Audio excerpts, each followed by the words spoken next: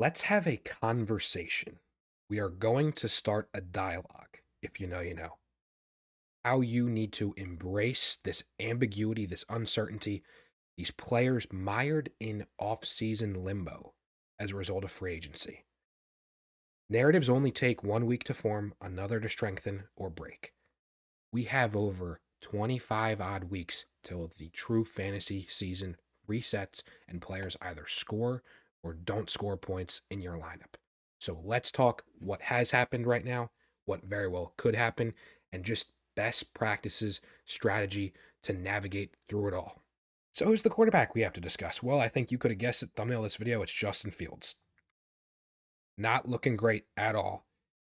It is quite clear the NFL doesn't necessarily view him as this bona fide starter to lead their franchise week 1 of 2024 as of right now, middle of March 2024. There is still 25, 28 odd weeks till we actually play football.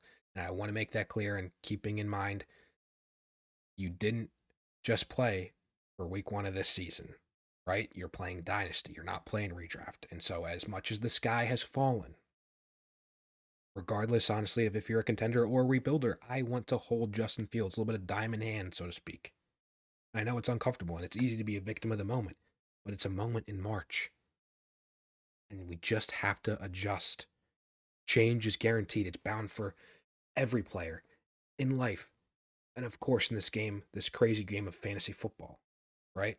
Maybe frivolous to some, but we hold it dear in our hearts. You don't need to panic with Justin Fields. You have to understand, look, the range of outcomes. And I want to talk the extremes, but I want to also highlight how, look, the answer with a foundation of this channel is somewhere in the gray. Okay? Hate dealing, hate talking in absolutes, right? With Justin Fields. So, where could he end up? Well, at this point, you're hoping maybe the Broncos, right? Maybe the Vikings, interdivision rival, to the Chicago Bears. Not looking great at all. Regardless of his landing spot, you can't get too high or too low. He's bound to end up somewhere on a different team. And with 2024, look, even with 2023 and 2022, NFL gives out opportunities to somewhat north of 64 quarterbacks. I am betting that Justin Fields will be one of them. And it just takes one. It just takes 1 week to then change the narrative, right? To give you a potential opportunity to sell for a lot more than you would right now if you're in a panic. Okay? Look, can Justin Fields be out of the league a year from now? That's possible. Could he also be the potential starting quarterback solidified for a team a year from now going into 2025 based on how he performs and however large of an opportunity he may or may not get in 2024? That's also possible. I ultimately don't want to cave. I don't see any reason to cave in any situation with your roster into a second round type of pick for a player who's no more guaranteed to be a surefire thing. And especially if it's a non quarterback, are you really expecting them to be a difference maker on your roster? Are you? Doesn't sound like so sound process to me. And so, why not just hold and play the upside game? Play the more patient, play the more daring game. Where, look, frankly, you have to be a little bit against the grain to realize some of the actual value in Dynasty, right? You can't just follow the leader. You can't just follow what the minority or majority, whatever is loudest, might be at any point in time for a given player. And so with Justin Fields, just gotta hold. I know it sounds crazy. I know it's tough, but you need to.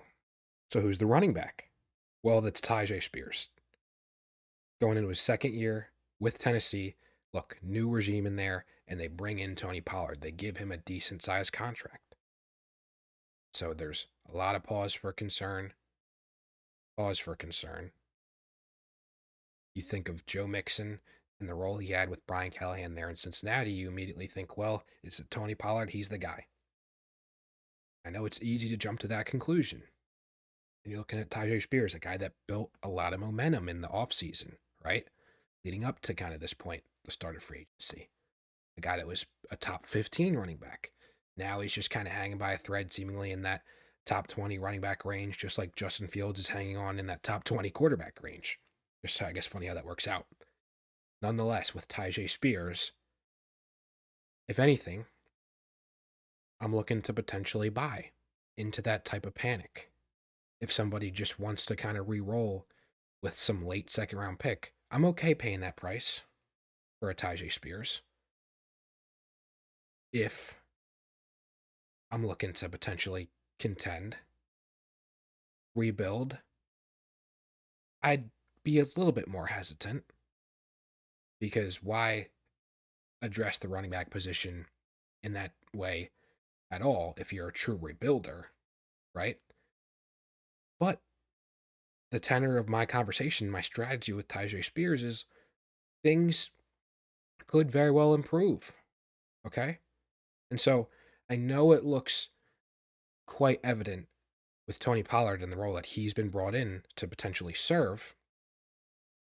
We haven't seen what this offense even looks like, how potential efficient they can be.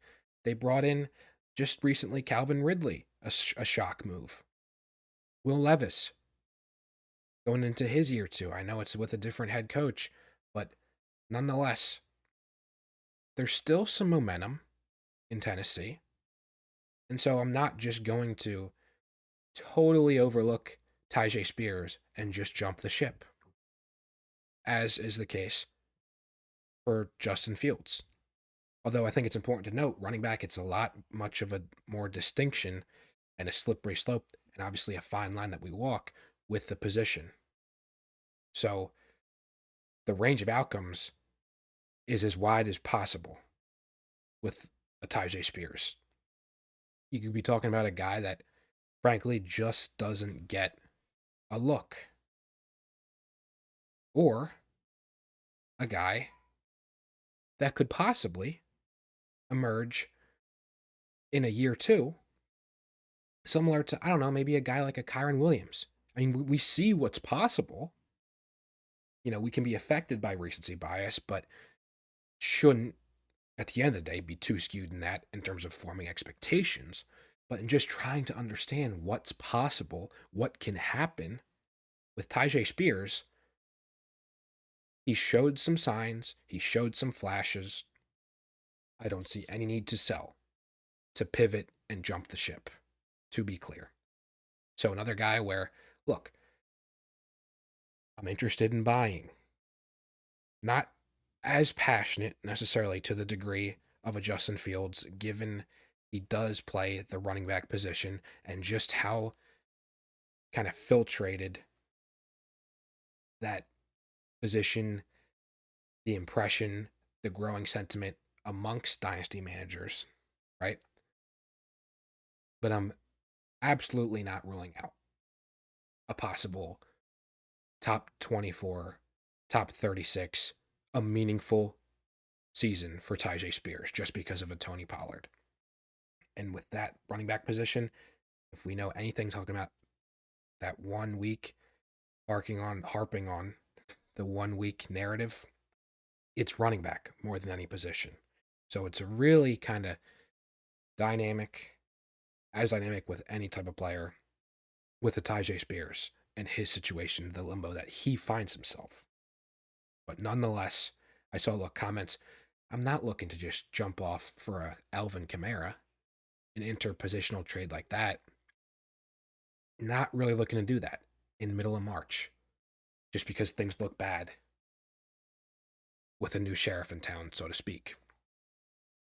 We're going to have a whole offseason still to form, some narratives to form there, and we know how cyclical, that's a theme I need to mention in this video, how cyclical we are as dynasty managers, how obviously reactive we can be, reactionary that the community is holistically, but we know how subject to change player values are and how that's the only certainty.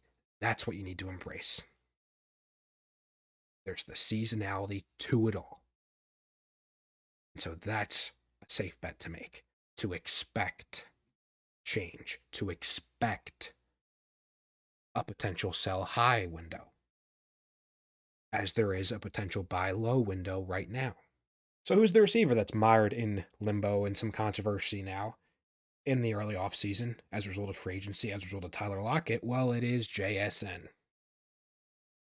So highly thought of, really was a wide receiver one, a top 12 firmly thought of going into even the time of the draft, and obviously carrying that into the start of the season last year, and it just didn't quite work out like many, like myself, admittedly envisioned.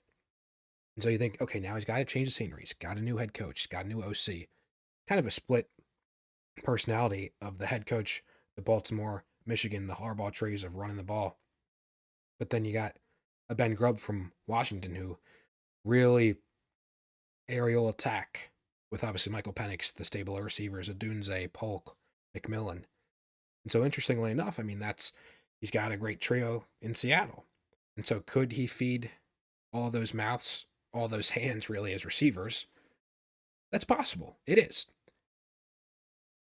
I ultimately have gone back and forth with thinking about the JSN strategy because I can't just fence it every which way.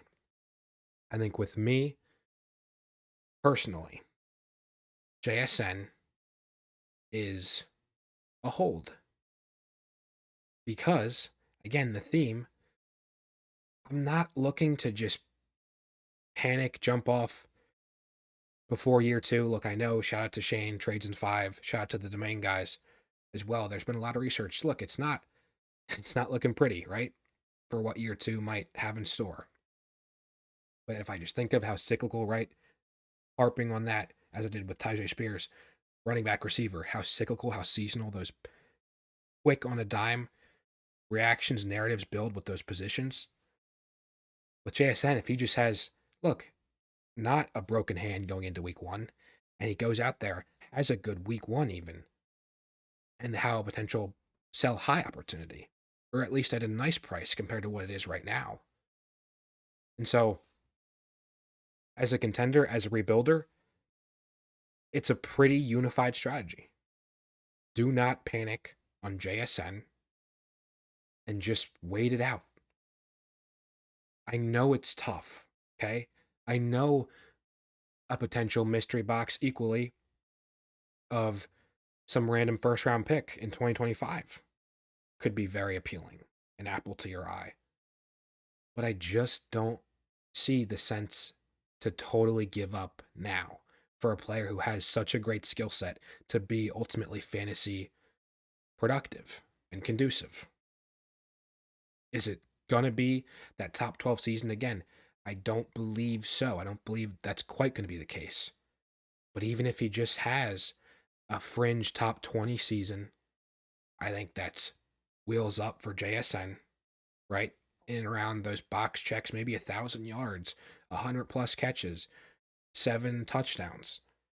Then it's going to be wheels up for JSN. Last but certainly not least, the tight end mired in some offseason limbo for one reason or another. He's got injury. He's got a new quarterback. It's TJ Hawkinson. Look, we know how much of a difference maker at the position he can be.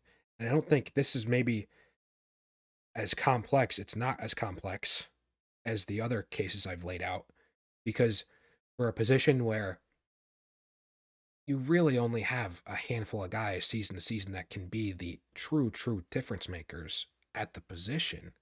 And then, you kind of tail off in terms of relative production and just the ability to stream the position, right? TJ Hawkinson is that player who can be an absolute difference maker at the position. And look, I know they're not going to have a Kirk Cousins throwing there in Minnesota and with a potential rookie looking like they could be the week one starter. It's not going to look too great for a little bit in Minnesota with TJ Hawkinson with the weapons, right? But nonetheless, that's just opportunity to potentially buy low. Not potentially, it is a window. Because look, he's going to be his age 27 season. He'll recover, he'll get it back on the field, and you'll maybe hear some good reports of, oh, well, he's recovering well, rehabbing, but you're also going to be hearing, oh, Mark Andrews, Kincaid, Kelsey, Kittle, they're all having great weeks in preseason and primed to have as good a season as ever. So TJ Hawkinson's just going to kind of fall back behind in my book. And that's a good thing. That's a good thing to be able to buy and invest on if people are really looking to pivot in your league. I mean, particularly, obviously, if you're a contender, you want to buy at that. If you're a rebuilder, maybe it doesn't seem so great to hold a guy in this sense, but I think you have to. And honestly, maybe it sounds crazy, look into buying as a rebuilder because it's an asset where I'm very convicted it goes up in value a year from now when we're reminded it's only going to take, look, a game or two for TJ Hawkinson back half of the 2024 season to remind how special of a player he is. It's not going to be as pretty as consistent as years pass in the entirety of the 2024 season, but that's a player who I want to take a bet on. Really hope you guys enjoyed this thought exercise of a video just designed to offer perspective, some insight, a little bit against the grain from maybe the vacuum of Twitter, X, whatever platform it might be, the hecticness, just trying to make sense of this ever evolving dynasty landscape and just offer some strategy that I want to employ right now in this early off season where it's easy to be panic riddled, upset, surprised, shocked, all the emotions. You've got to be proactive, not reactive. I will see you guys in the next video. Have a great one.